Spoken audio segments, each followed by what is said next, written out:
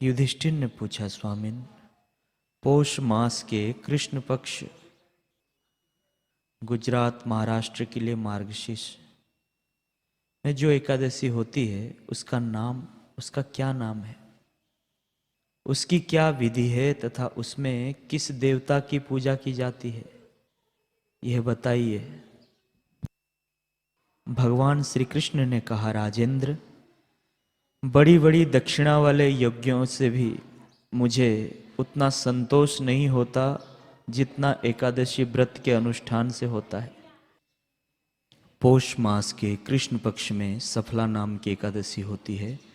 उस दिन विधि पूर्वक भगवान नारायण की पूजा करनी चाहिए। जैसे नागों में शेषनाग, पक्षियों में गरुड़ तथा देवताओं में श्री विष्णु श्रेष्ठ हैं, उसी प्रकार संपूर्ण व्रतों में एकादशी तिथि श्रेष्ठ है। हे राजन, सफला एकादशी को नाम मंत्रों का उच्चारण करके नारियल के फल, सुपारी, बिजोरा तथा जमीरा, नींबू, अनार, सुंदर आंवला, लौंग, बेर तथा विशेषतः आम के फलों और धूप दीप से श्रीहरि का पूजन करें। सफला एकादशी को विशेष रूप से दीप दान करने का विधान है। रात को वैष्णव पुरुषों के साथ जागरण करना चाहिए।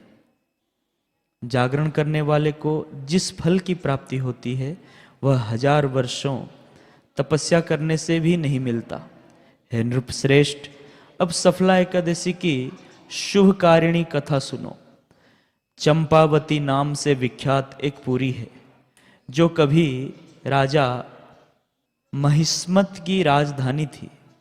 राजर्षि महिस्मत के 5 पुत्र थे। उनमें जो श्रेष्ठ था वह सदा पाप कर्म में ही लगा रहता था, परस्त्रीगामी और वैश्यासक्त था। उसने पिता के धन को पाप कर्म में ही खर्च किया। वह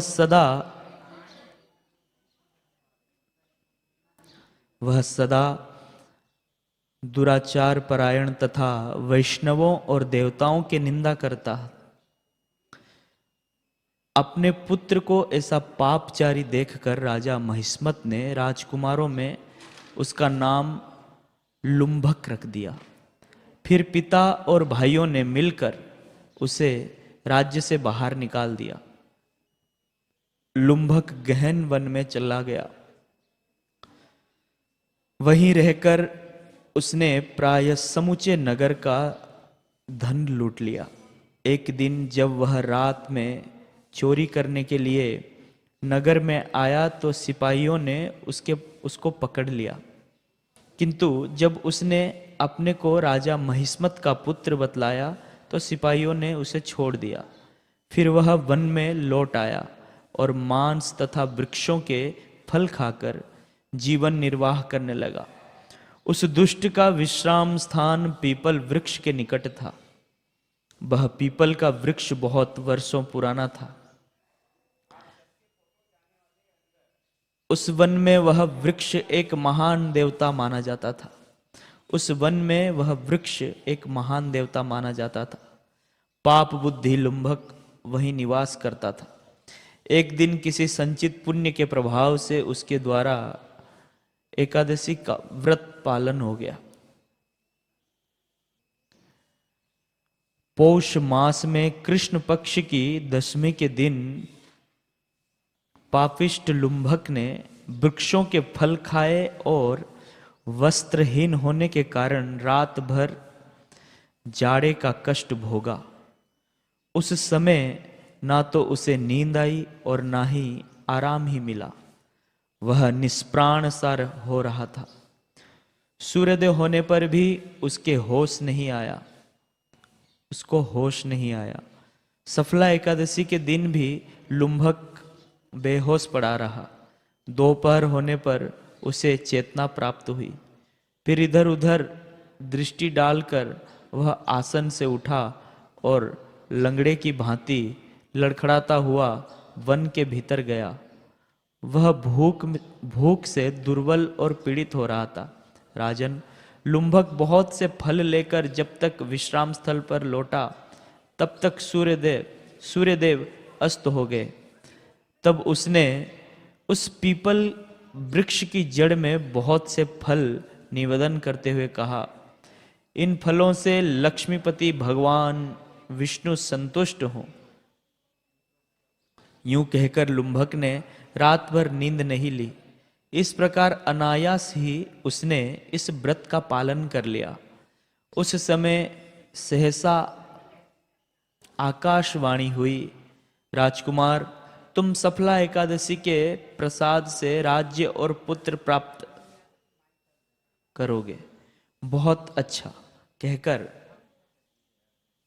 उसने वह वरदान स्वीकार किया। इसके बाद उसका रूप दिव्य हो गया। तब से उसकी उत्तम बुद्धि भगवान श्री हरि विष्णु के भजन में लग गई। दिव्य आभूषणों से सुशोभित होकर उसने निष्कंटक राज्य प्राप्त किया और 15 वर्षों तक वह उसका संचालन करता रहा। उसको मनोज्ञ नामक पुत्र उत्पन्न हुआ। जब वह बड़ा हुआ तब लुम्भक ने तुरंत ही राज्य की ममता छोड़कर उसे पुत्र को सौंप दिया और वह स्वयं भगवान श्री कृष्ण के समीप चला गया, जहां जाकर मनुष्य कभी शोक में नहीं पड़ता। राजन, इस प्रकार जो सफला एकादशी का उत्तम व्रत करता है वह इस लोक में सुख भोग कर मरने के पश्चात मोक्ष को प्राप्त होता है। संसार में वे मनुष्य धन्य हैं जो सफला एकादशी के व्रत में लगे रहते हैं, उन्हीं का जन्म सफल है। महाराज, इसकी महिमा को पढ़ने, सुनने तथा उसके अनुसार आचरण करने से मनुष्य राजसूय यज्ञ का फल पाता है।